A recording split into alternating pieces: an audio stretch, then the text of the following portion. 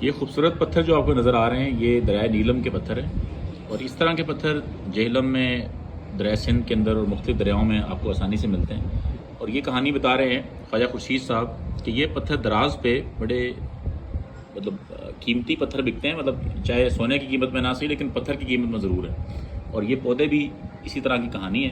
السلام علیکم خواجہ صاحب، بتائیے ان کے بارے میں، یہ پتھر دراز پہ لوگ کیسے اس کو سیل کرتے ہیں اور یہ کیا ان کی کہانی ہوتی ہے؟ جی وعلیکم السلام خواجہ صاحب، یہ ایسے ہے کہ یہ ریور راک سٹون ہیں دریائے نیلم سے، یہ ہینڈ پکنگ کے ذریعے کلیکٹ کیے گئے ہیں، ٹھیک ہے، اور بڑے خوبصورت ہیں۔ یہ جو ہمارے بچے آرٹس میں تعلیم حاصل کرتے ہیں، آرٹس اینڈ ڈیزائن میں، ان کو وہاں وہ یوز کرتے ہیں پینٹنگ۔ یہ بڑے پتھر جو ہیں ان کے اوپر مختلف قسم کی پینٹنگ کی جاتی ہے۔